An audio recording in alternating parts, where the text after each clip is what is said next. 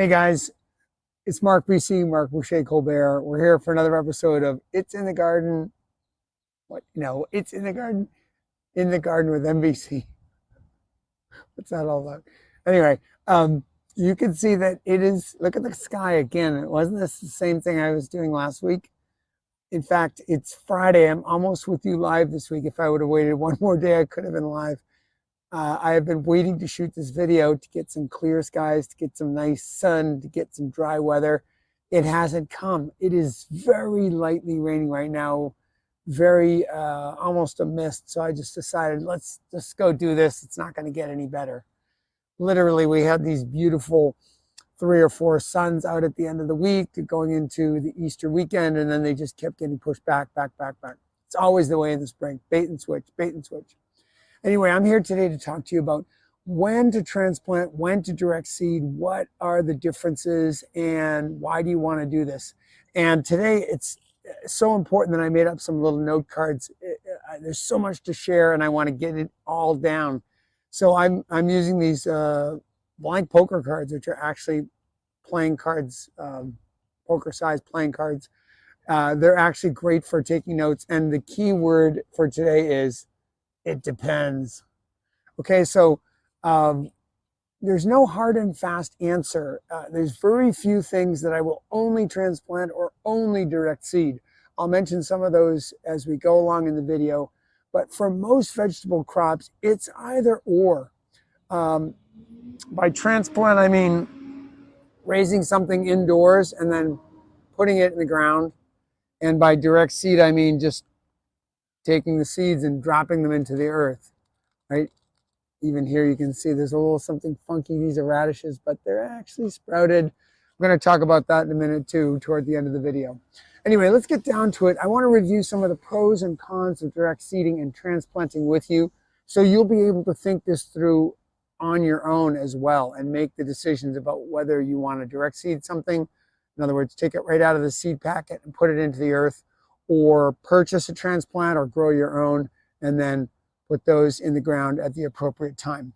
So let's talk about the pros. First of all, direct seeding, there's nothing special needed. Boom, nothing special. Just you got your seed packet, you got your soil. Of course, you're gonna have to take care of your soil one way or the other. But aside from that, aside from your regular care of the garden, just as a garden, a whole garden, you don't need to do anything special. I'm assuming you're going to be watering your garden when it needs it. When the soil is moist, that's fine. With direct seeding, you can just put your seeds in and let nature's water take its course and help you get the seeds to germinate. Or you may need to water, but you need to do that in your garden anyway. So no problem. There's no increased hazard in terms of drying. When you get your transplants and you're taking care of them, they're in a very small little package of soil. And as that plant grows, its demands on that little small package of soil are going to become greater and greater. There's a high likelihood at some point that you might overlook something, not water enough, and thereby create some water stress for that transplant. So by direct seeding, whatever moisture is in the soil is available to your plant, and it's going to go try to find it as it grows and matures. Roots naturally grow. There's no issue of being root bound. Right here, let's look at that one. DS, Direct Seeding Pro. Roots naturally grow. So there's no issue of your plant getting root bound in a pot and just having nowhere to go. We oftentimes buy transplants at a store and we see those spiraling roots and we have to correct them. Otherwise, we know the plant's growth is not going to be good. It's going to stay very localized and will become stunted. So with direct seeding, that's not an issue. And the last and really important one is that your veggies are exposed to the sun and temperature conditions that will be part of the garden, of their life in the garden. Again, when you grow things indoors or you take something from a greenhouse, that's a protected environment. And you must transition that crop to the UV light that's coming down from the sun, to the temperature fluctuations that are already present outdoors. And that takes some time and some skill. With direct seeding, your crops are going to respond naturally to that. Let's look at the cons of direct seeding. Okay, those are the pros. It's basically kind of easier. Nature's doing the thing for you. You have, yeah, weeds to deal with. So there's 4 cons here: weeds, temperature, a period of drought or dry, and the time waiting. So weeds are obviously specialized plants that have fast germination rates, and they're going to be trying to outpace your crop, and they'll probably evolutionarily do a better job at it. So you're going to have a lot of weed pressure. The temperature of the soil is a big factor in getting things to germinate. And because the soil is often waterlogged at this time of the year, it's going to be slow. It's going to be cooler than the air temperature. It's going to respond more slowly. So if you get an 80-degree day, you're thinking, oh, this would be a great day for my crops to germinate. That soil might still be in the 40s or 50s. It's going to have a lot of lag time before the soil temperature gets up. Later on in the season, the soil can get dry, and you're going to have to provide a lot of water to get those seeds to imbibe what they need and start on their journey. And then there's this downtime that you just spend waiting for the seeds to emerge. And especially in cool soil conditions, something like peas, for example, that can be up to a month. So your garden can look barren and vacant for up to a month, nothing apparently going on, and you're spending all that time waiting when you could be growing something there.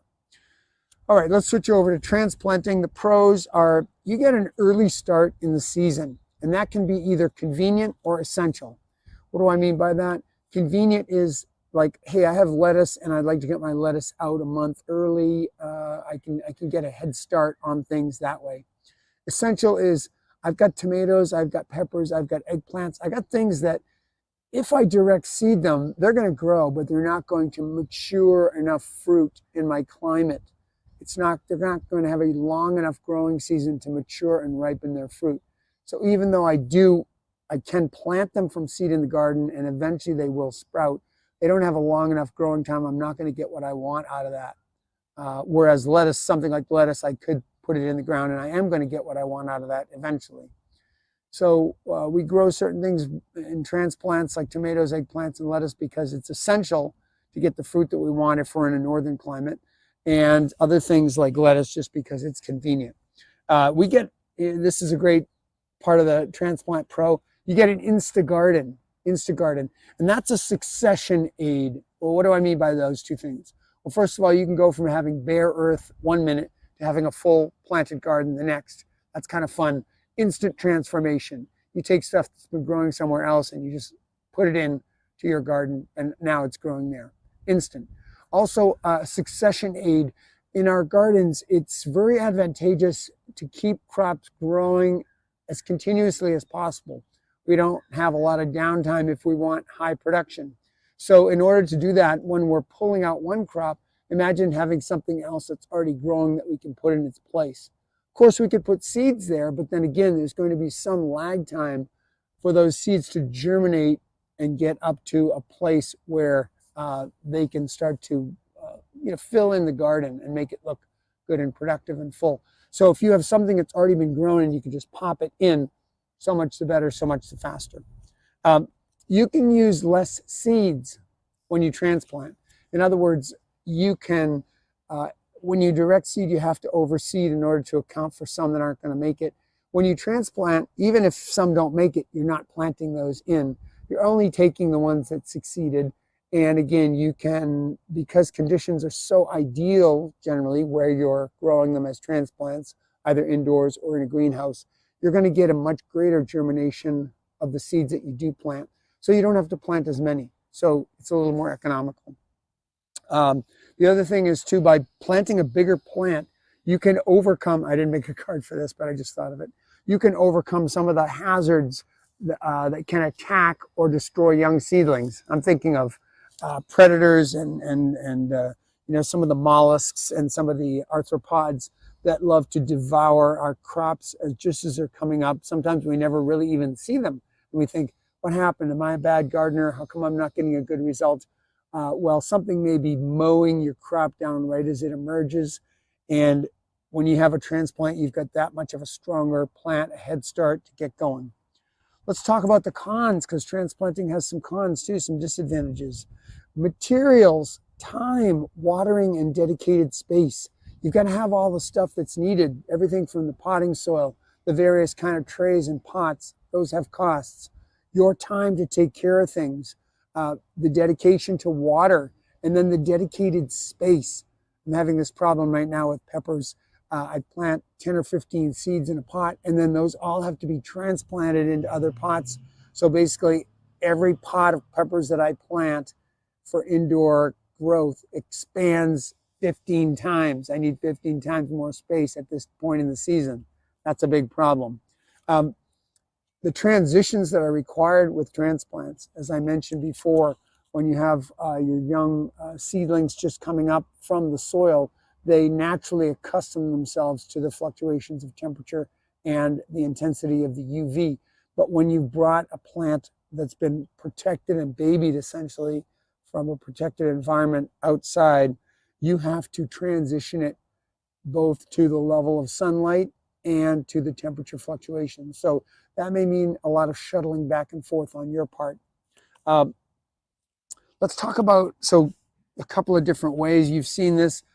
For transplants, you can use these coconut pots. These are wonderful because these can be planted entire, and they mitigate what's called transplant shock. Sometimes when you're pulling plants apart from a plastic pot and you're trying to separate them out, various root systems will react poorly to that, or you may damage them. This just allows you to sink everything in. I've had great success transplanting peas with this. Another thing I really like are these plastic cell trays. These I don't think are longer in circulation. I got them from Gardener's Supply. But you basically let the plant grow to the right maturity, let the roots fill in, and then you literally just pop it out with your finger, and you've got a little block that's ready to go. Of course, there are a whole range of plastic pots, sometimes useful. Sometimes we're trying to avoid plastic, so we're looking for other alternatives. There are soil blockers. You can make a little distinct soil block units that you plant in. And let's see, I'm gonna finish off by giving you a middle of the road. So for example, these are radish seeds that I mentioned at the beginning that look a little funky because they're sprouted. These are what I call pre-sprouted plants. It's kind of a hybrid between transplanting and direct seeding. I soak them overnight indoors, and I plant them out the next day, and they've begun their germination process, which may take a much longer time in the cool soil conditions. So I basically overcome that hesitancy to germinate and put them out, and they're going to just spring right out of the ground quite a bit faster. I do this for a lot of my seeds, and this allows me to kind of get the best of both worlds. A slightly pampered environment indoors to get going, plenty of water by soaking, so I don't have to be applying tons of water to the soil, but then they can grow up immediately in the conditions as they are outside and be totally adjusted to that. Anyway, I guess let's go back to that first card. It depends, right? If I can find it. A lot about, oh God, I can't even find it now. Well, I'll just say it, it depends. So making our choice between direct seeding and transplanting depends on a lot of factors. I hope I've given you some of the pros and cons so that you can start to make decisions for yourself about what fits with your life expectations, the way you want your garden and such. Anyway, we'll see you next week on In the Garden with MBC. Thanks for being along.